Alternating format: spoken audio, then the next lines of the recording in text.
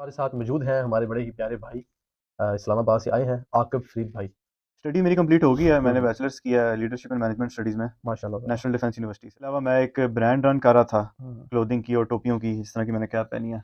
تو وہ تقریباً 3 سال جو ہے اس کو میں نے چلایا, لیکن اب وہ میں نے بند کر دیا. سال کا شو تھا Pakistan Idol, Geo T V پہ وہ آیا تھا. تو وہ تقریباً 16 سال کی عمر میں وہاں پہ سلیکٹ ہوا تھا. اچھا. اور وہاں پہ سلیکٹ ہونے کے بعد ٹی وی پہ بھی میری 2-4 اپیرنس تھے. سنگر بننا ہے, تو میں نے کہا یار کتنا بڑا سنگر بننا ہے. میں نے ہر مطلب کہ حد کیا ہونی چاہیے میری, کس جیسا بننا ہے, کوئی ایگزامپل اپنے سامنے میں رکھوں. تو میں نے پھر مائیکل جیکسن کا سوچا کہ یار میں مائیکل جیکسن جتنا میں نے مشہور اور بڑا سنگر بننا ہے, کیونکہ میں نے نیٹ پہ سرچ کیا تھا وہ سب سے بڑا آج تک کا انٹرٹینر دنیا کا رہ چکا ہے.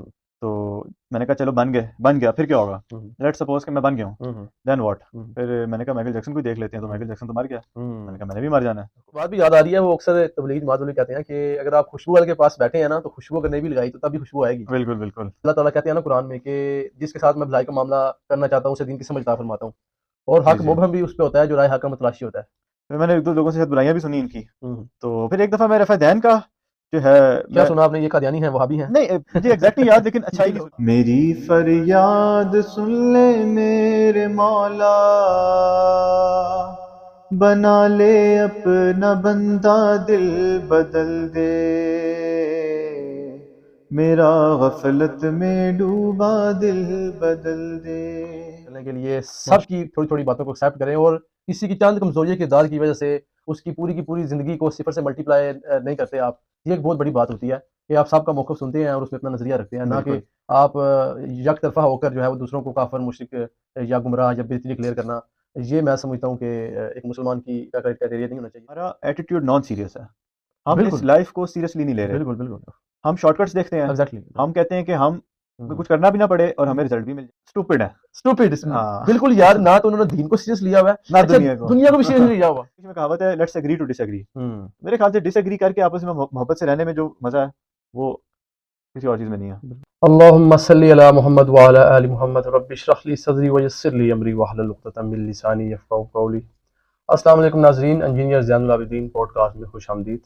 آج ہمارے ساتھ موجود ہیں ہمارے بڑے پیارے مہمان, اور یہ جو مہمان ہیں ان کے ساتھ ہماری آج پہلی پوڈ کاسٹ ہے. انشاءاللہ تعالیٰ امید کرتا ہوں کہ آپ کو یہ پوڈ کاسٹ پسند آئے گی, اور نیکسٹ انشاءاللہ تعالیٰ جو بھی کوئی ہوگا اس کے حوالے سے آپ کو وقتاً در وقتاً ہم انفارم کرتے رہیں گے. تو آج ہمارے ساتھ موجود ہیں ہمارے بڑے ہی پیارے بھائی اسلام آباد سے آئے ہیں عاقب فرید بھائی.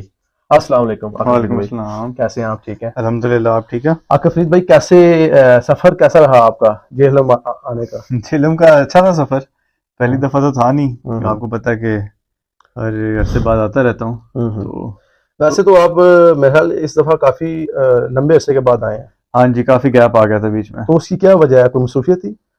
بس اصل میں یہ بات ہے نا کہ جو اکیڈمی آنے کا مقصد وہ تو علی بھائی کو ہم گھر پہ بھی سنتے رہتے ہیں, تو بس کچھ مصروفیت بھی تھی اور بس اپنے کام وغیرہ میں بزی تھے, تو ڈیلے ہوتا گیا. اچھا عاقب فرید بھائی, سب سے پہلے آپ یہ بتائیں کہ آپ کرتے کیا ہیں, آپ کا کوئی بزنس ہے یا ابھی آپ اسٹڈی کر رہے ہیں؟ اسٹڈی میری کمپلیٹ ہو گئی ہے. میں نے بیچلرس کیا ہے لیڈرشپ اینڈ مینجمنٹ اسٹڈیز میں ماشاءاللہ نیشنل ڈیفینس یونیورسٹی سے. تو پچھلے سال کے اینڈ میں 2022 کے اینڈ میں میری ڈگری کمپلیٹ ہوئی ہے. اور اس کے علاوہ میں ایک برانڈ رن کر رہا تھا کلودنگ کی اور ٹوپیوں کی, اس طرح کی میں نے کیپ پہنی ہے. تو وہ تقریباً 3 سال جو ہے اس کو میں نے چلایا, لیکن اب وہ میں نے بند کر دیا سال کے سٹارٹ میں. تو صحیح طرح مینیج نہیں ہو پا رہا تھا. تو ابھی میں جو ہوں نشیدس پڑھتا ہوں, یوٹیوب چینل ہے میرا, اس کے اوپر اپلوڈ کرتا ہوں, پوڈ کاسٹ وغیرہ بھی کر لیتا ہوں, ولاگز بھی کر لیتا ہوں, اور اس کے علاوہ آڈیو پروڈکشن کا میں کام کرتا ہوں, اسٹوڈیو آڈیو کا. ماشاءاللہ تعالیٰ. اچھا عاقب فرید بھائی, میں زیادہ کچھ تو نہیں جانتا آپ کے بارے میں. جب میں نے سٹارٹ میں آپ کا جو چینل دیکھا تو آپ کو سنگنگ کا بڑا شوق تھا, انٹرنیشنل لیول پہ بھی آپ نے میرے خیال سے سنگنگ کی ہے پلیٹ فارمز کے اوپر. تو سنگنگ کرنے کے بعد جو ہے وہ دین کی طرف جو ہے رغبت آپ کی کس طرح سے ہوئی, اپنا تھوڑا سا اس بارے میں بتائیے گا ہمیں. یار ویسے تو یہ اسٹیپ بائی اسٹیپ جو ہے یہ سارا پروسیجر ہوتا ہے, لیکن اس میں سے کچھ واقعات میں آپ کے ساتھ شیئر کرتا ہوں. اور بیسکلی پہلے مجھے سنگنگ کا شوق تھا, اور انٹرنیشنلی تو میں نے کسی پلیٹ فارم پہ نہیں کیا, لیکن ایک شو تھا Pakistan Idol, Geo T V پہ وہ آیا تھا. تو تقریباً 16 سال کی عمر میں وہاں پہ سلیکٹ ہوا تھا. اچھا. اور وہاں پہ سلیکٹ ہونے کے بعد ٹی وی پہ بھی میری 2-4 اپیرنسز آئی تھیں ماشاءاللہ. اور چھوٹی عمر سے جو ہے مجھے سٹی لیول کے اوپر, کالج لیول کے اوپر جو ہے نا کافی فیم ملنا شروع ہو گیا تھا. اور میں مطلب کہ 16-17 سال کی عمر میں پیسے لے کے شوز کی اوپننگ کیا کرتا تھا. جیسے کوئی بڑا سنگر آ رہا ہے تو کراؤڈ کو اکٹھا کرنے کے لیے چھوٹے سنگروں کو بلایا جاتا تھا, تو میں اوپننگ کرتا تھا. تو سب سے پہلا جو دین کی طرف دھیان آنا شروع ہوا تھا. اچھا, وہ جو آئیڈیل شو تھا وہ تو میں بھی بڑے شوق سے دیکھتا تھا, 2016 کی بات ہے. جی جی. تو اس وقت تو آپ کے ساتھ تعارف نہیں تھا, ورنہ آپ کو ضرور دیکھتے اس میں. جی جی. تو اس میں کوئی پرفارمنس بہتر ہوئی آپ کی, آپ کو کوئی ڈویژن ملی کوئی؟ نہیں, اس میں بہت آگے تک میں نہیں گیا تھا. ہمیں یہاں سے کراچی لے کے گئے تھے, تھیٹر راؤنڈ تھا اور اس کے اندر پارٹنرز انہوں نے بنا دیے تھے. اور میرے ساتھ ایک پارٹنر تھا گوپال, وہ ہندو تھا. تو بس ہماری جو ہے نا کوآرڈینیشن ہی نہیں ہوئی آپس میں, آڈیشن ہی نہیں دے پائے اپنا جو اگلے اسٹیپ پہ جانے کے لیے ریکوائرڈ تھا. اچھا اچھا. جس کی وجہ سے ایلیمنیٹ میں ہو گیا تھا. لیکن اس کی اسکول کالجز میں اتنی ہائپ مچ گئی تھی کہ میں سمجھ لیں کہ اپنی نظر میں سٹار بن ہی گیا تھا, میں یہ سمجھنے لگ گیا تھا اس وقت. تو بس سوچتا یہ تھا کہ یار زندگی مطلب کہ کیا چکر ہے یہ سارا, یہ ہم کس نے ہمیں بنایا اور یہ دنیا میں ہو کیا رہا ہے, ہر کوئی اپنی دوڑ میں لگا ہوا. اس طرح کبھی کبھی سوچ تو آتی تھی دماغ میں, لیکن کبھی اس سوچ پہ زیادہ فوکس نہیں کیا. تو ایک دن مجھے یاد ہے میں اپنے کزن کے گھر بیٹھا ہوا تھا, ساری رات کے ہم جاگے ہوئے تھے اور تقریباً فجر کا ٹائم قریب تھا, سحری کا ٹائم تھا تقریباً.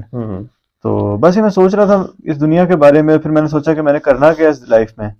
میں نے سوچا یار میں نے تو سنگر بننا ہے. تو میں نے کہا یار کتنا بڑا سنگر بننا ہے, میں نے ہر مطلب کہ حد کیا ہونی چاہیے میری, کس جیسا بننا ہے, کوئی اگزامپل اپنے سامنے میں رکھوں. تو میں نے پھر مائیکل جیکسن کا سوچا کہ یار میں مائیکل جیکسن جتنا میں نے مشہور اور بڑا سنگر بننا ہے. کیونکہ میں نے نیٹ پہ سرچ کیا تھا, وہ سب سے بڑا آج تک کا انٹرٹینر دنیا کا رہ چکا ہے. تو میں نے کہا چلو بن گیا, پھر کیا ہوگا, لیٹ سپوز کہ میں بن گیا ہوں, دین واٹ. پھر میں نے کہا مائیکل جیکسن کو ہی دیکھ لیتے ہیں. تو مائیکل جیکسن تو مر گیا. میں نے کہا میں نے بھی مر جانا ہے, پھر کیا ہوگا. اچھا, اس کے بعد مجھے نہیں پتا تھا کیا ہوگا. تو تھوڑا سا نا موت کا تصور ایک پیدا ہوا اپنے ذہن کے اندر. تو اس کے بعد پھر ڈاکٹر ذاکر نائک کے میں نے لیکچر سننے شروع کیے, اور انہوں نے جو مناظرے کیے مختلف مذاہب کے لوگوں کے ساتھ, اور اس میں انہوں نے قرآن سے ثابت کیا اور میریکلز قرآن کے وہ دکھائے کہ 1400 سال پہلے جو قرآن نے باتیں کہی ہیں امپاسبل تھا کہ کوئی بندہ اس کو پریڈکٹ کرتا 1400 سال پہلے. تو یہ اس چیز کو ثابت کرتا ہے کہ قرآن ہی اللہ کی طرف سے, ہمارے کریٹر کی طرف سے ایک پیغام کی کتاب ہے. اور جو باقی مذاہب ہیں ان کے بارے میں بھی میں نے ریسرچ کی. میں نے سوچا ہو سکتا ہے یہ ٹھیک ہوں, ضروری تو نہیں ہے کہ میں مسلمان گھر میں پیدا ہوا تو میں مسلمان ہی ٹھیک ہوں, ہو سکتا ہے ہندو اینڈ میں ٹھیک نکلیں. تو ان کی کتابوں میں سے بھی ڈاکٹر ذاکر نائک نے بڑا اچھا ایکسپلین کر کے دکھایا کہ اس میں بھی پیشن گوئی تھی آخری نبی محمد صلی اللہ علیہ وسلم کے آنے کی. تو وہاں سے جو ہے ذہن کلیئر ہوا, لیکن پھر بھی مشکل تھا دین پہ چلنا کیونکہ عادت نہیں تھی. تو اس کے بعد جو ہے میں نے باقی اسکالر نعمان علی خان کو بہت سنا ماشاءاللہ, نیٹ کے اوپر, یہ مولانا طارق جمیل کو سنا, اور پھر جو ہے میرا تبلیغ میں وقت لگا. اس سے پہلے آپ کی جو فیملی بیک گراؤنڈ ہے وہ کس مقاصد فکر سے تعلق رکھتی تھی؟ یار اگر سچی بات بتاؤں نا تو میری فیملی کا سچ کوئی فرقہ نہیں تھا, لیکن تھوڑا تھوڑا جو ہے بعد میں جب میں نے تحقیق کی کہ پوچھا اپنے گھر والوں سے, تو میرے والد صاحب کا جو بیک گراؤنڈ تھا وہ دیوبند کا تھا, اور جو میری والدہ کا جو بیک گراؤنڈ تھا فیملی کا وہ بریلوی تھا شاید, اور میری دادی بھی شاید بریلوی تھی. لیکن یہ کہ ہماری فیملی میں کچھ طرح کا رواج نہیں تھا کہ کوئی فرقہ واریت کا کوئی رواج نہیں تھا. ہمیں مطلب شروع سے جو ہے یہ بتایا گیا تھا کہ مسلمان ہے, اور ایسا جتنی باریکیوں میں کوئی گیا ہی نہیں. اور میری فیملی بھی کوئی بہت زیادہ پریکٹسنگ جو ہے وہ نہیں تھی, اور صرف میری والدہ ہیں جو 5 وقت کی نماز پڑھتی تھی, شروع سے میں ان کو دیکھتا آیا ہوں. تو اللہ ہم سب کو سیدھے راستے پہ چلنے کی توفیق دے. تو گھر والوں کی طرف سے کبھی فرقہ واریت کا میرا ایکسپوجر نہیں ہوا. تو آپ کو فرید بھائی یہ بتائیں کہ سب سے پہلی جو آپ کی فزیکلی جو ملاقات ہوئی وہ کس سال میں دین سے ہوئی؟ عالم دین تو جب میں اس میں گیا تبلیغ میں, وہاں پہ عالم ہوتے تھے, اسٹوڈنٹس ہوتے تھے, ان سے ہوتی تھی. لیکن آپ کہہ لیں کہ جو بڑی پرسنالٹی جو ہوئی ہے وہ میرے خیال سے مولانا طارق جمیل سے ہوئی تھی میرے ملاقات سب سے پہلے 2016 میں. تو اصل میں اس کی میں جماعت کی بات یہ کر رہا تھا کہ مجھے سمجھ آ گئی دین جو ہے وہ دین پہ چلنے میں کامیابی ہے, لیکن ماحول کی اچھے ماحول نہ ہونے کی وجہ سے میں اس پہ بڑا اسٹرگل کر رہا تھا.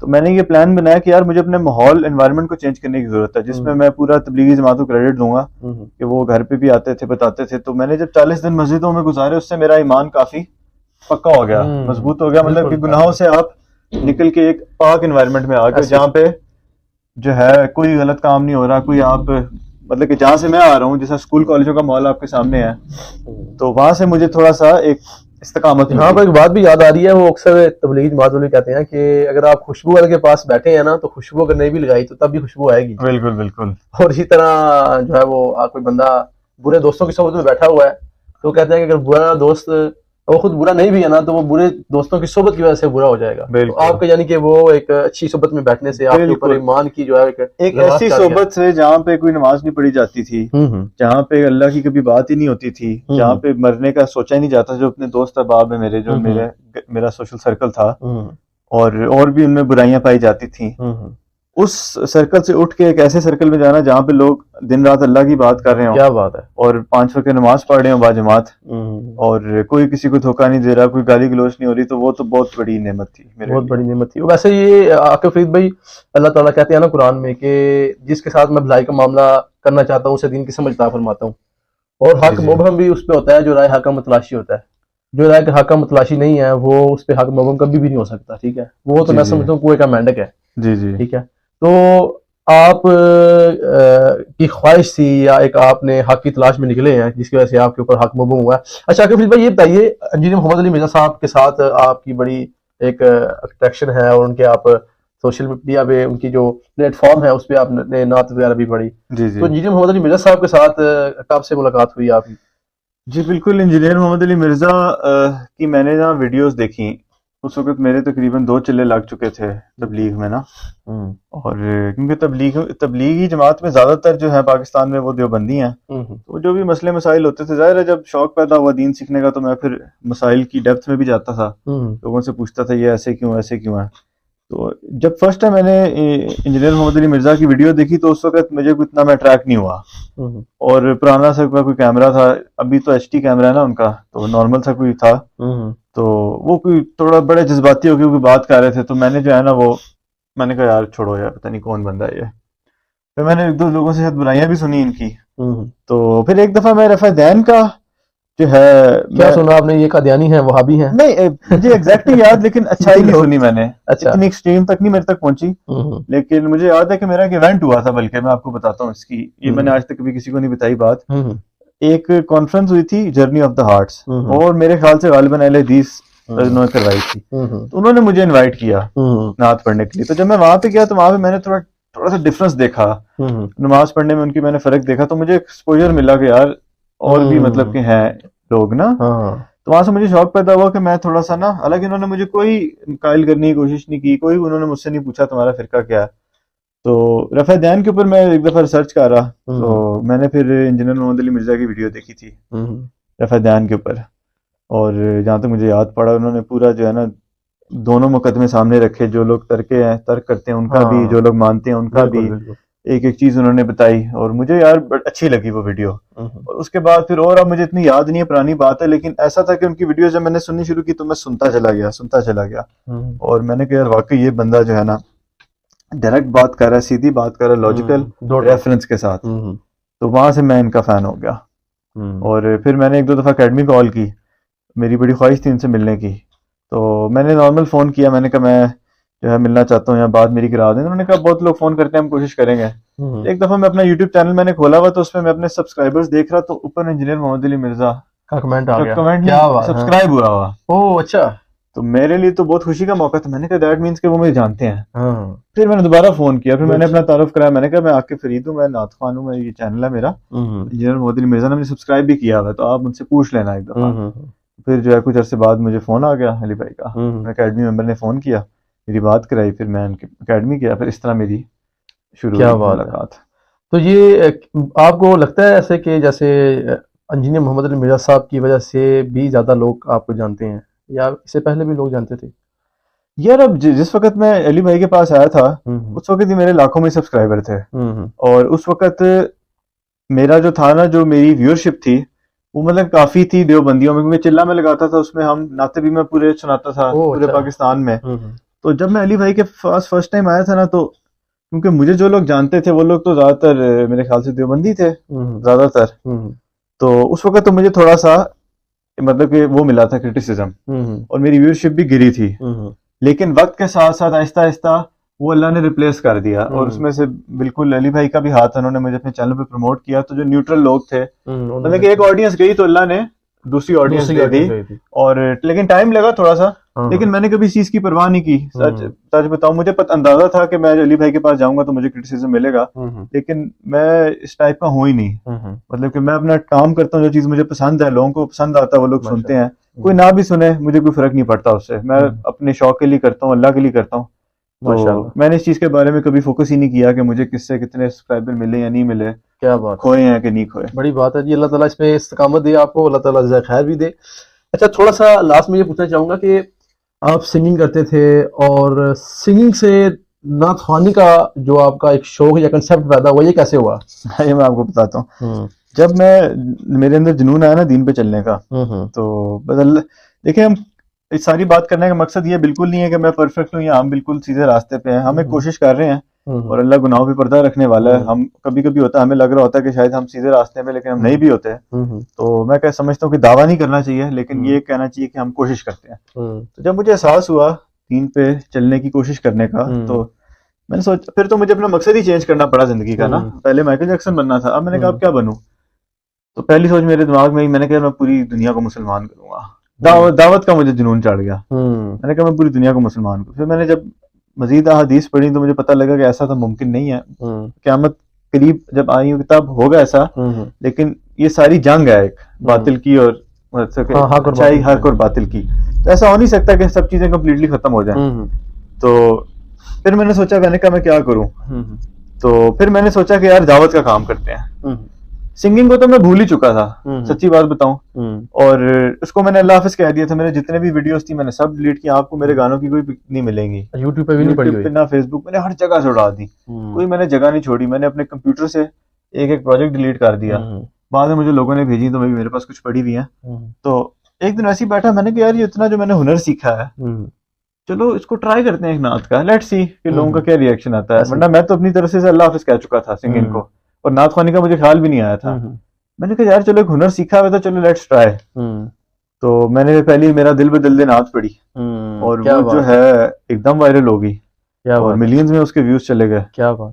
تو میں نے وہاں سے, حالانکہ مجھے شاید 15-20 ہزار سے زیادہ ویو ہی نہیں ملا ہوگا سنگنگ کے اپنے پورے اس میں. کیا بات.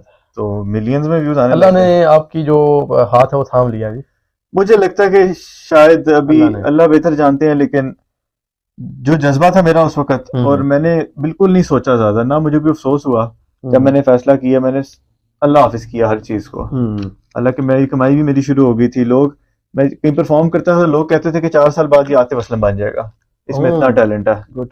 ریڈیوز پہ میں جا رہا ہوں, اور چھوٹی سی عمر میں لوگ بڑا خوش ہوتے ہیں. لیکن جو 6 سال کے ساتھ بھی کوئی آپ کا ملاقات ہوئی ہے کبھی, آپ ان سے انسپائر ہوئے ہیں؟ بالکل ہوا ان سے بھی انسپائر, اور میری ان سے ملاقات ایک شارٹ سی ملاقات ہوئی تھی بس. ماشاءاللہ. وہ جماعت میں آئے ہوئے تھے, ان کا بیان میں سننے گیا. تو جب وہ بیان کر کے اپنا اٹھ کے آئے تو میرے دوست نے مجھے انٹروڈیوس کرانے کی کوشش کی. کافی رش تھا کہ یہ جو ہے نا پاکستان آئیڈل میں گئے تھے. مجھے ان کی بات یاد ہے, بس ہاتھ ملایا اور چلتے ہوئے اور بولا کہ بھی دعوت کا کام کرو گے تو ورلڈ آئیڈل بنو گے. کیا بات, کیا بات. تو اتنا یونیک جملہ بولا انہوں نے. ہاں جی, تو یہ چھوٹی سی ملاقات ان سے ظاہر انسپریشن تھی. ہاں جی. تو میرا دل بدل دے بھی, یہ ویسے وہ پڑھتے ہیں, میں نے سنی ان کی, بڑی اچھا کلام ہے یہ, میرا دل بدل دے. اچھا آکف بھائی, ہماری آڈینس کو بھی کوئی چھوٹا سا کلام اپنی زبانی سنا دیں. جی جی ضرور, ہمارے اس پلیٹ فارم سے 2-4 اشعار ہی صحیح. میں یہ دل بدل دے سنا دیتا ہوں. ہاں جی ضرور ضرور, اس کی 2 لائنیں. جی بالکل, اشعار. میرا غفلت میں ڈوبا دل بدل دے, میرا غفلت میں ڈوبا دل بدل دے, ہوا و حرص والا دل بدل دے, میرا غفلت میں ڈوبا دل بدل دے. میری فریاد سن لے میرے مولا, میری فریاد سن لے میرے مولا, بنا لے اپنا بندہ دل بدل دے,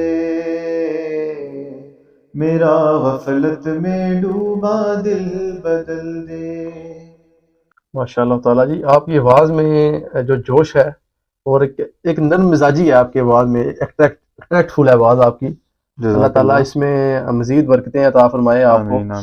اچھا عاقب فرید بھائی، ماشاء اللہ تعالیٰ، جیسے آپ بتا رہے ہیں کہ پہلے آپ سنگنگ کرتے تھے اور سنگنگ کرنے کے بعد دین کے ساتھ آپ کی رغبت ہوئی، تو ظاہر ہے آپ نے جب دین کی طرف آپ کی رغبت ہوئی ہے، آپ نے اس کو اپروچ کیا ہے دین کو، ٹھیک ہے، تو آپ نے پھر کمپیریٹو اسٹڈی بھی کی ہی ہوگی مختلف مکاتب فکر کے حوالے سے؟ بالکل بالکل، وہ تو ساتھ سے چلتی رہتی ہے، ہوں اور مجھے شوق بھی ہے چیزوں کی ڈیپتھ تک جانے کا. حالانکہ میرا مطلب کہ پروفیشن یا پھر میں ہوں تو ایز اے نعت خواہ نہیں، ہوں لیکن میں بڑی دلچسپی رکھتا ہوں ان چیزوں کے اندر، اور ڈیپتھ تک ان چیزوں کی جاننے کی میری خواہش ہوتی ہے. تو میں تو اسی نتیجے تک پہنچا ہوں سب کو سننے کے بعد. ایک چیز تو مجھے احساس ہوئی ہے کہ دنیا میں پرفیکٹ چیز کوئی نہیں ہے سوائے اللہ کے. ٹھیک ہے، اور اللہ کے رسول کی جو پرسنالٹی تھی، جو انہوں نے دعوت دی ہے، بالکل پرفیکٹ آپ کو کبھی بھی نہیں ملے گا. میں ہمیشہ سے پرفیکشن کی تلاش میں ہوتا ہوں، لیکن اب مجھے اللہ نے یہ چیز سکھا دی ہے کہ بھئی انسان میں اور اللہ میں فرق ہے. تو ہر جو ہے نا، جو فرقہ ہے یا پھر جو اسکول آف تھاٹس ہیں، ان کی کچھ اچھی چیزیں ہیں اور کچھ چیزوں میں وہ غلطی کر جاتے ہیں. تو جو اختلافی موضوعات ہوتے ہیں اس کے اوپر میں سب کو دیکھتا ہوں جس کی دلیل مجھے اسٹرانگ لگتی ہے. ایسا نہیں کہ جو چیز میرے لیے آسان ہو کرنا، وہ نہیں، جس کی دلیل اسٹرانگ لگتی ہے، واقعی سینس بنتی ہے، وہ چیز میں لے لیتا ہوں وہاں سے. اور جو چیز مجھے لگتا ہے کہ قرآن و سنت کے خلاف چل رہی ہے یا پھر وہ چیز مجھے سیٹسفائی نہیں کرتی، تو اس کو میں چھوڑ دیتا ہوں. اور اسی وجہ سے میں اپنے آپ کو صرف ایک مسلمان کہتا ہوں، اور میں اپنے آپ کو کسی فرقے سے جوڑتا نہیں ہوں. یہ بڑی پیاری بات کہی ہے آپ نے، اور یہ اس کے لیے دل گردہ چاہیے ہوتا ہے، کہتے ہیں نا دل اور گردہ چاہیے ہوتا ہے اس بات کے لیے کہ آپ دین پر چلنے کے لیے سب کی تھوڑی تھوڑی باتوں کو ایکسیپٹ کریں، اور کسی کی چند کمزوری کردار کی وجہ سے اس کی پوری زندگی کو صفر سے ملٹیپلائی نہیں کرتے آپ. یہ ایک بہت بڑی بات ہوتی ہے کہ آپ سب کا موقف سنتے ہیں اور اس میں اپنا نظریہ رکھتے ہیں، نہ کہ آپ یک طرفہ ہو کر جو ہے وہ دوسروں کو کافر، مشرک یا گمراہ یا بدعتی ڈکلیئر کرنا. یہ میں سمجھتا ہوں کہ ایک مسلمان کی کرائٹیریا نہیں ہونا چاہیے اس طرح کا. تو عاقب فرید بھائی کیا سمجھتے ہیں کہ یہ جو ہماری امت کی جو پستی کی وجہ ہے، یہ جو اتنے فرقے بن گئے، ظاہر آپ نے ایک کمپیریٹو اسٹڈی کیا ہے، دیوبند، بریلوی، اہل حدیث، شیعہ، فلاں فلاں فلاں فلاں فلاں، جبکہ نبی صلی اللہ علیہ وسلم نے تو اس سے منع کیا کہ فرقے بنانے سے منع کیا. اللہ تعالیٰ نے قرآن میں فرمایا واعتصموا بحبل اللہ جميعا ولا تفرقوا. تو یہ کیا سمجھتے ہیں، یہ امت کی پستی کی وجہ کیا ہے؟ اس یار زین بھائی، یہ بڑا گہرا آپ نے سوال پوچھا، اور آپ یقین کریں کہ جو انسانیت ہے، جو انسان ہے، میں خود ایک انسان ہوں. انسان اللہ نے ایک ایسی مخلوق بنا دی، میں اکثر اس کے بارے میں سوچتا ہوں تو سوچ کے انسان تھک جاتا ہے، لیکن مطلب کہ ختم نہیں، اتنا کمپلیکس ایک چیز ہے. صحیح بات ہے. ٹھیک ہے، اس کے اندر اللہ نے کیا کچھ خوبیاں رکھ دی ہیں. کچھ کرنے پہ آئے تو کیا کچھ کر جاتا ہے، دماغ خراب ہونے پہ آئے تو کیا کچھ کر جاتا ہے. ٹھیک ہے، کسی کی برائی کرنے کا سوچے تو اس کو جان سے مار دے، مطلب کہ اس کی زندگی حرام کر دے گا ایک دوسرے کے لیے. کسی کا بھلائی کا سوچے تو اس میں صحیح بات کیا کر لے گا. تو یہ تو بڑی کمپلیکس چیز ہے. اب جہاں تک آپ کا سوال ہے کہ اس کی وجہ کیا ہے، وجوہات اس کی بہت ساری ہیں. اس کی اصل جو وجہ ہے وہ تو اللہ ہی جانتا ہے کہ اللہ نے جو ہے یہ سارا سسٹم کریٹ کیا ہے، انسانوں کو بنایا ہے. میں یہ دیکھتا ہوں کہ میرے لیے کیا حکم ہے، مجھے اچھائی کی طرف جانا ہے، پہلے یہ پرائورٹی ہے کہ یار کسی طریقے سے میں جو ہوں نا جہنم سے بچ جاؤں، بعد میں جو ہے نا باقی چیزوں کے بارے میں ہم سوچیں گے. اب جہاں تک امت کی بات آ گئی ہے، اب اس میں ظاہر ہم اپنی تعلیمات ہی دیکھیں. اللہ کے نبی صلی اللہ علیہ وسلم نے جو ہے بتایا، مال کے فتنے کے بارے میں ذکر کیا اور فتنوں کے بارے میں. پھر دوسرا یہ ہے کہ جہلیت کی وجہ ایک علم نہ حاصل کرنا، اور دوسرا یہ ہے کہ انوائرمنٹ ہمارا، ہم دنیا کے پیچھے چلے گئے، ہم نے ویسٹ سے جو ہے نا بری چیزیں ان کی لے لی ہیں ساری، اور ان کی بری چیزیں اچھی چیزیں چھوڑ دی ہیں. اب ویسٹ میں جو ہے وہاں پہ سچ بولا جاتا ہے، انصاف ہوتا ہے، ان چیزوں کے اوپر ہم فوکس نہیں کرتے، لیکن جو ان کی برائیاں ان میں پائی جاتی ہیں، وہ شراب پیتے ہیں، بے پردگی ہے، وہ ہم جو ہے ہمارے اوپر حاوی ہو جاتی ہیں چیزیں. تو میری تو سمجھ سے باہر ہے یہ کیا وجوہات ہیں. میرا تو یہی سب کو مشورہ ہوگا کہ فرید بھائی، آپ کو نہیں لگتا کہ یہ امت میں جو پستی کی سب سے بڑی وجہ ہے، وہ سب سے پہلے جو ٹاپ آف دی لسٹ جو غلطی آتی ہے ہمارے سامنے، وہ یہ کہ ہم نے قرآن کو پس پش ڈال دیا ہوا. بالکل بالکل 100% میں بالکل ایگری کروں گا. پھر جو نبی صلی اللہ علیہ وسلم نے فرمایا کہ گمراہی تو یہیں سے شروع ہوئی ہے نا، جب ہم نے اپنے دین کو سیریسلی اب دین کو کیوں چھوڑا ہم نے. اب وہ تو اللہ نے انسان ہی ایسا بنایا کہ، لیکن کچھ لوگ ہیں ابھی بھی اتنے برے ماحول میں اتنا دین پہ لیکن چل رہے ہیں. ایک سب سے جو مین جو ایکسٹریم کی بک تھی ہماری وہ قرآن تھی. اگر کسی چیز کو تھامے ہونا چاہیے تھا، مسلمانوں کی سب سے بڑی طاقت ہے قرآن، وہی ہم مسلمان لوگ جو ہے اس کو ہی ہم نے چھوڑ دیا ہے. اور ہم جو ہے وہ رمضان آتا ہے تو ہم 10 قرآن ختم کر رہے ہوتے ہیں. پھر ہم نے وہ بچیوں کے جو رخصتی کے وقت اس کے سر پر آ کے وہ چاول پھینکنے والے جسم کے اوپر ہم کرتے ہیں، پھر اس کے اوپر گلاب لپیٹ کے چوم کے رکھ دیتے ہیں. تو ہم نے قرآن کو اوپر سے پوچھ ڈال دیا، بالکل اس کو دیکھا ہی نہیں کہ اللہ تعالیٰ قرآن میں کیا فرما رہا ہے. پتہ کیا میرے ذہن میں ایک اور بات آ رہی ہے کہ ذہن میں اس کی ایک اور بڑی وجہ یہ ہے کہ ہمارا ایٹیٹیوڈ نان سیریس ہے. ہم اس لائف کو سیریسلی نہیں لے رہے. بالکل ہم شارٹ کٹس دیکھتے ہیں. ایگزیکٹلی. ہم کہتے ہیں کہ ہم کچھ کرنا بھی نہ پڑے اور ہمیں رزلٹ بھی مل جائے. تو آخرت کے لیے تو آپ کو ایفرٹ کرنی پڑے گی. ٹھیک ہے، ہم کہتے ہیں کہ یار ہم سارا سال کچھ نہ کریں، اپنی مرضی کریں، اپنی جو ہمارا دل ہمارا کریں ہم وہ کریں، اور اینڈ میں جا کے ہم ایک سپیڈ میں قرآن شریف بنا سمجھے پڑھ لیں. تو یا پھر ہم سارا ہفتہ جو مرضی کرتے رہیں، ایک جمعے کی نماز ہم پڑھ لیں اور بس shortcut lack of seriousness. میرے خیال سے اگر امت جو ہے اپنی زندگیوں کو سیریس لینا شروع کرے اور جو پرابلمز ہیں ان کو، اول تو آدھے سے زیادہ پرابلمز تو آئیڈینٹیفائڈ ہی نہیں ہے ہمارے معاشرے میں. صحیح بات ہے. گھروں میں اتنے بڑے بڑے مسئلے ہیں، پتہ ہی نہیں ہے کہ یار پرابلم کیا چل رہی ہے، اس کی روٹس کا ہی نہیں پتا ہمیں. تو جب پرابلم کا ہی نہیں پتا ہوگا تو کس طرح سولوشن اینڈ پہ جائیں گے؟ اس کی وجہ ایک یہ بھی ہے کہ سیریس نہیں ہے ہم. سیریس نہیں ہے. عاقب بھائی، فرید بھائی، بڑی ہی پیاری بات کی ہے، بڑی گہری بات کی ہے آپ نے کہ ہمارے جو نان سیریس ایٹیٹیوڈ ہیں کہ ہمیں دنیا میں آنے کا جو اللہ تعالیٰ نے بھیجنے کا مقصد ہے ہمیں وہی سمجھا نہیں ہے. یعنی کہ آپ دوسروں کی زندگی کو چھوڑ دینا، ہم لوگوں کو اپنا نہیں پتا کہ ہم دنیا میں کیوں آئے ہیں اور ہم نے کیا کرنا ہے. ٹھیک ہے، ہم اپنی زندگیوں کے مقصد کو بھول گئے ہیں.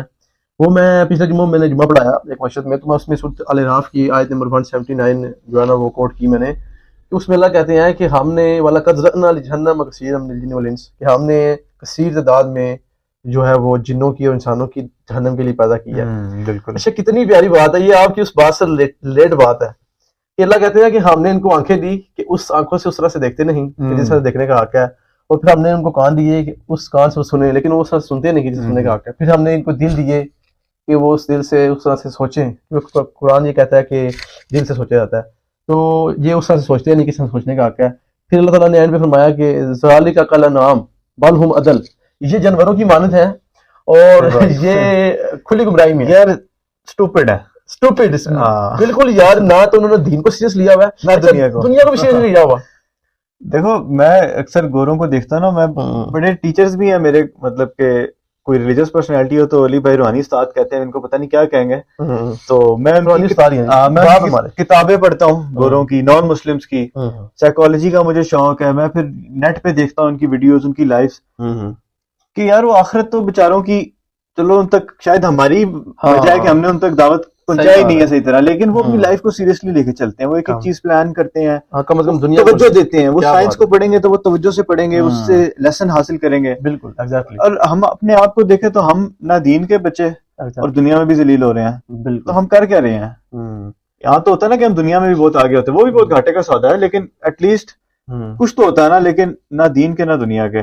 ابھی دیکھ لیں ہماری کیا اوقات ہے دنیا میں. فلسطین کے اوپر دیکھیں کیا ہو رہا ہے. صحیح بات ہے. جو ہے کشمیر میں دیکھیں کیا ہو رہا ہے، یا پھر برما میں کیا کچھ ہو رہا ہے، لیکن مسلمانوں کی کوئی حیثیت ہی نہیں بچی. ادھر ان کو اپنے لالے پاکستان کی مثال آپ لے لیں، ادھر اپنے ڈیفالٹ ہوئے پڑے ہیں. تو ہم کی جرت ہے کہ کسی کو کچھ کہہ سکیں کہ یار مسلمان یا اسلام کے بارے میں بات کر سکیں؟ بالکل صحیح. نہ دنیا کے رہے ہیں نہ دین کے رہے ہیں. نہ دین کے رہے ہیں. جی. اچھا عاقب فرید بھائی، آپ کہہ رہے ہیں دنیا کے رہے نہ دین کے رہے، تو مجھے سمجھ نہیں آتی کہ جب دنیا بھی نہیں ہمارے معاشرے میں، دین بھی نہیں ہے، تو کیسے یہ دین جو ہے وہ نسلوں تک ٹرانسفر ہوگا جب ہمارے اپنے اندر نہیں ہے؟ جی، یہ ایسے ٹرانسفر ہوگا. میں یہ سمجھتا ہوں کہ ہمارے بس میں صرف ایک انسان ہے اور وہ ہے اپنا آپ. آپ کے بس میں صرف ذہن کا اختیار ہے، میرے بس میں صرف میں خود ہوں. ہم سب کو یہ فیصلہ کرنا ہوگا کہ یار ہم اپنے آپ کو پہلے ٹرانسفارم کریں، دوسرے کو چھوڑ دیں.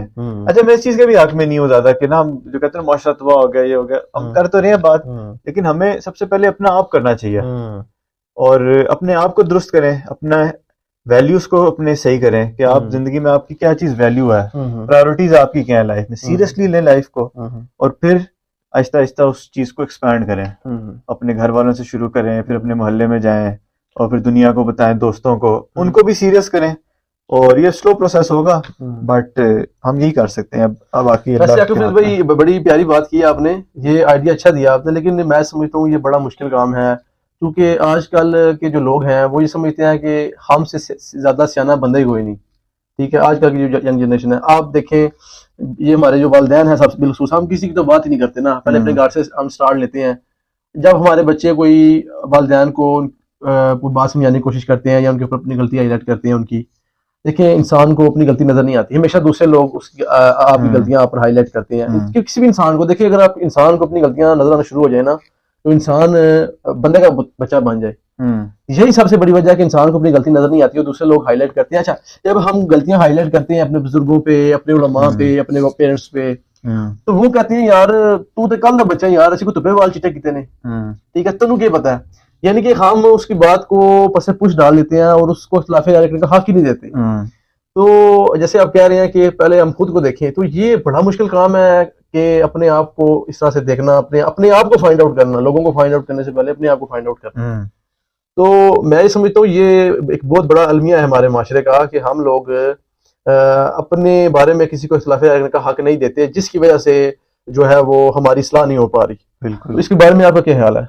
بالکل آپ نے صحیح بات کی ہے.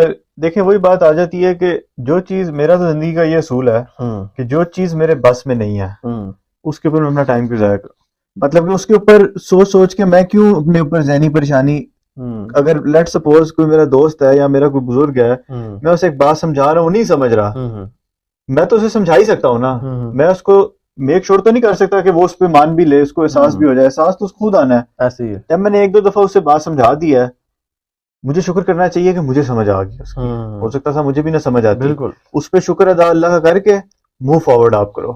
ٹھیک ہے, یہ نہ سوچو کہ یار وہ میرے والد صاحب کو کتنی بات سمجھ آتی, چھوڑ دو یار, ان کو نہیں سمجھ آنی. آپ کے فکر کرنے سے ان کو نہیں سمجھ آئے گی. آپ نے انہیں ایکسپلین کر دی ایک چیز, وہ نہیں سمجھ رہے, تو اس کی آپ پھر حکمت دیکھو, پھر آپ نے کیا اپنا ایٹیٹیوڈ رکھنا ان لوگوں کے ساتھ جن کو نہیں سمجھ آ رہی. آپ کا موقف یہ ہے کہ ہمیں انہیں پھر سمجھانے کی کوشش نہیں کرنی چاہیے, ان کے پیچھے فٹ نہیں ہو جانا چاہیے. ہاں, ان کو اپنے حال پہ چھوڑ. اور زین بھائی ایسا بھی ممکن ہے کہ ہمیں لگ رہا ہو کہ ہم ٹھیک ہیں اور وہ غلط ہیں, بعد میں پتہ لگے کہ ہم غلط ہیں. ایسے بھی ہوتا ہے سم ٹائم انسان, مینی ٹائمز ایسا ہوتا ہے کہ ہمیں لگ رہا ہوتا ہے کہ ہم بالکل ٹھیک ہیں, اور ہم جذبات میں آ کے اس وقت نیا نیا ہمیں جوش چڑھا ہوتا ہے اور ہم آ کے ایک دم چڑھائی شروع کر دیتے ہیں اپنے بڑوں پہ. وہ ہمیں ایک چیز سمجھا رہے ہوتے ہیں لیکن ہمیں لگ رہا ہوتا ہے وہ غلط ہے. بعد میں ہمیں احساس ہوتا ہے کہ نہیں یار وہ تو ٹھیک تھا. اچھا, تو اس وجہ سے آپ کے پاس اتنا وہ نہیں ہونا چاہیے. آپ کو ایک چیز صحیح لگے, آپ اپنا مقدمہ پیش کرو اگلے بندے کے سامنے کہ یار میں یہ چیز صحیح سمجھتا ہوں, آپ کا اس کے بارے میں کیا خیال ہے. وہ کہ یار میں نہیں سمجھتا. تو انگلش میں کہاوت ہے let's agree to disagree. میرے خیال سے ڈس ایگری کر کے آپس میں محبت سے رہنے میں جو مزہ ہے وہ کسی اور چیز میں نہیں ہے. بالکل. چلیں جی, جزاکم اللہ خیر.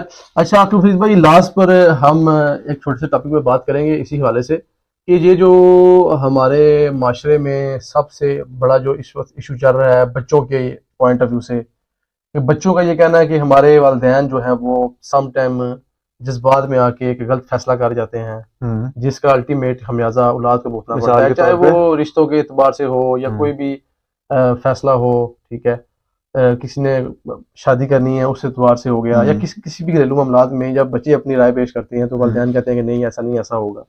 تو ایسا ہو رہا ہے, تو کیا آپ کی لائف میں بھی کبھی ایسا ہوا ہے اس طرح کا کچھ سین؟ یار بالکل ہوتا ہے ایسی لائف میں, اور اس کا ایک بڑا سمپل سا فارمولا میں نے رکھا ہوا ہے. دیکھو جب آپ بڑے ہو جاتے ہو, 18-20 سال کے آپ ہو گئے, پہلی چیز جو آپ کو کرنی چاہیے نا وہ اپنے پیروں پہ کھڑا ہونا چاہیے. اپنا آپ ڈیپینڈنٹ نہ رکھیں کسی پہ. ہمارے یہاں بچہ ہو گیا 30 سال کا, کھا رہا ہے وہ اپنے ماں باپ کا, تو ظاہر ہے ماں باپ کی سنے گا نا. پھر وہ پھر اس کی کیا سٹیک ہے, وہ رہ رہا اپنے باپ کے گھر میں ہے, ٹھیک ہے, روٹی وہ اپنے باپ کی کمائی کی کھا رہا ہے, تو پھر تو اس کے باپ کو حق ہے پورا اس کی زندگی میں دخل اندازی کرنے کا. کیا بات ہے, ٹھیک ہے, بالکل. سب سے پہلے آپ اپنے پیروں میں کھڑے ہو. جب آپ اپنے پیر پہ کھڑے ہو جائیں گے تو پھر آپ کے ڈیسیجنز کوئی لے نہیں سکے گا, آپ کے اندر کانفیڈنس آ جائے گا, اور آپ کو جو صحیح لگ رہا ہے, اگر آپ کے ماں باپ کہتے ہیں کہ یار یہ چیز کرو, آپ بولو میں نے نہیں کرنی, دیٹس اٹ, میں اس کو غلط سمجھتا ہوں, تمیز کے دائرے میں رہ کے بات ختم. باپ کبھی بھی نہیں کہے گا پھر آپ کو, وہ کہے گا نہیں, وہ کہے گا یار میں انڈیپینڈنٹ ہو گیا, یہ تو انڈیپینڈنٹ ہے, اگر میں نے اس کو زیادہ بولا ہے چلا جائے گا تو یہ تو گھر کے 10 کام کرتا ہے, ایسا ہی ہے, اس کی وجہ سے تو مسئلہ بن جائے گا. اچھا, یہ اسی چیز کے حوالے سے میں اکثر دیکھتا ہوں, آبزرو کرتا ہوں یہ چیزیں, کہ اس معاشرے کی کا یہ بھی المیہ ہے کہ کچھ جو جیسے آپ کہہ رہے ہیں جو لوگ کام نہیں کرتے, انڈیپینڈنٹ نہیں ہے, وہ انہوں نے اپنے والدین کو پتہ نہیں خدا مانا ہوا ہے یا پتہ نہیں کیا مانا ہوا ہے، وہ اندھا تقلید کرتے ہیں والدین کی، کہ اگر کوئی رشتہ داروں میں سے خالہ پھپھو یا تایا چاچی میں سے کوئی آپ کے پیرنٹس کو غلط کہہ دے گا نا، تو ہم یہ نہیں دیکھتے کہ یار یہ میرے والدین کی یہاں پہ غلطی ہے، ہم فوری طور پہ ہم اس پہ ریئیکشن کرتے ہوئے اگلے بندے کو جھوٹا کر دیتے ہیں، اپنے والدین کی سائڈ لیتے ہیں، حالانکہ اس میں ہو سکتا ہے کہ آپ کے والدین کی غلطی ہو۔ تو شاید اس کی یہ بھی ریزن ہے کہ وہ اپنے والدین کی پیسوں سے کھا رہا ہے، اس کے گھر میں رہ رہا ہے، وہ سوچتا ہے کہ یار کہ میرے والدین اس کے اوپر جو ہے وہ ایک غلط ریئیکشن دیں گے اور مجھے وہ گھر سے نکال دیں گے۔ یہ وجہ بھی ہو سکتی ہے، لیکن اس کی ایک اور وجہ یہ بھی ہے، میں جو سمجھتا ہوں کہ والدین کے ساتھ کیونکہ آپ کی ایموشنل اٹیچمنٹ ہوتی ہے، گھر میں آپ بے شک لڑو، آپس میں اختلاف کرو، لیکن جب آپ باہر نکلتے ہو تو ایک کنیکشن ہوتا ہے۔ آپ کبھی بھی ایک سڑک پہ چلتے ہوئے بندے کو امپورٹنس زیادہ نہیں دو گے اپنے گھر والوں سے، چاہے گھر میں آپ کی جتنی مرضی لڑائی ہوئی ہو۔ تو جب کوئی باہر کا بندہ آپ کے ماں باپ کے بارے میں کوئی بات کرتا ہے تو ایک نیچرل ٹینڈنسی ہوتی ہے کہ آپ جو ہے نا سائڈ لیتے ہو اپنے ماں باپ کی یا بہن بھائی کی یا قریبی رشتے داروں کی، جب کوئی باہر کا بندہ بات کرے تو ہمیں چاہیے کہ ہمیں جو ہے نا فیکٹس پہ بات کرنی چاہیے۔ اگر کوئی باہر بندہ تنقید کر رہا ہے تو دیکھنا چاہیے کہ اس کی بات میں وزن ہے کہ نہیں ہے، ماں باپ سے ڈسکس کرنا چاہیے، خود بھی انالائز کرنا۔ وہ قرآن میں جو آپ نے تھوڑی دیر پہلے بات کی کہ آنکھیں ہیں دیکھتے نہیں، دیکھیں آنکھوں سے، سننے کانوں سے، آبزرو کرے، اور اگر واقعی ماں باپ کی غلطی ہے تو اپنا موقف بتا دے، اس میں لڑنے کی ضرورت نہیں ہے کہ آئی تھنک کہ آپ نے کام غلط کیا۔ ہاں لیکن حق کے کٹانے میں جب آپ نے زندگی گزارنی ہے حق کے ساتھ، تو اس میں یہ نہیں کہ دوسروں کا بچہ غلطی کر رہا ہے تو دوسروں کا بچہ بڑا بدتمیز ہے، اور اگر اپنا بچہ بدتمیز ہے تو میری جان ہے، میری دنیا ہے۔ اور دوسروں کا والد ہے نا جی، وہ فلاں کا باپ بڑا بدتمیز ہے، سگریٹ پیتا ہے، ٹھیک ہے، جھوٹا قسم کا انسان ہے، غیبت کرتا ہے دوسروں کی، اگر اپنے والد میں یہ خرابیاں تو اس کو ہم ہائی لائٹ ہی نہیں کرتے۔ میں سمجھتا ہوں کہ حق کے کٹانے میں اگر آپ نے زندگی گزارنی ہے نا، تو پھر آپ کو الٹیمیٹ اپنے والدین کو بھی اتنا ہی برا بھلا کہنا ہوگا جتنا آپ دوسروں کو کہتے ہیں۔ میں برا بلا تو نہیں، مطلب بالکل کرنی چاہیے، والدین کی کیا ہر ایک شخص کی کرنی چاہیے اگر وہ آپ سے ریلیٹڈ ہے۔ میں تو یہ سمجھتا ہوں گلی پہ کوئی غلط کام کرے اس کے منہ لگنے کی ضرورت ہی نہیں ہے، مطلب کہ آپ کو ابھی اپنے سر کبھی عام مصیبت بھی ڈال لیتے ہیں۔ میں نے ایک کالم لکھا 2017 میں کہ میں کیوں کسی کی ماں کے بارے میں بات کروں کہ خود اپنی ماں میں بڑی خرابیاں ہیں، اور کیوں میں کسی کے باپ کے اوپر بات کروں کہ میرے اپنے باپ میں بڑی خرابیاں، اور کیوں کسی کی بہن پہ، کیوں کسی کے بھائی پہ بات کروں کہ خود میرے اپنے بہن بھائیوں میں بڑی خرابیاں ہیں، اور میں کیوں کسی کی ذات کے اوپر بات کروں کہ اپنی بڑی بات میں بڑی خرابیاں ہیں۔ ہم عموماً ایسا کرتے ہیں جو ہے کہ ہم دوسروں کے گھروں میں جھانکنے سے پہلے اپنے گھروں میں جھانکنا، اور دوسروں کے گربان میں جھانکنے سے پہلے اپنے گربان میں جھانکنا بھول جاتے ہیں۔ بے شک، اور یہی وجہ ہے کہ جس کی وجہ سے ہم حق اور باطل میں فرق نہیں کر پاتے۔ بالکل ٹھیک ہے جی، تو میں سمجھتا ہوں کہ جب آپ نے حق کے رستے پہ چلنا ہے تو اس میں آپ نے سب کو ایک ہی لاٹھی سے ہانپنا ہے، چاہے وہ آپ کا بچہ ہے، آپ کا ماں ہے یا باپ ہے۔ لیکن یہ کام مشکل ہے، بڑا مشکل کام ہے۔ آپ دیکھیں نا، حضرت عمر رضی اللہ تعالیٰ عنہ کے بیٹے تھے جو عبداللہ بن عمر، ان سے شام سے ایک صحابی آئے تو انہوں نے پوچھا کہ یہ حجت متوں کو تم صحیح سمجھتے ہو؟ تو کہتے ہیں جی حجت متوں کو تو میں ٹھیک سمجھتا ہوں۔ کہتے ہیں تمہارے باپ تو اس کو ٹھیک نہیں سمجھاتا۔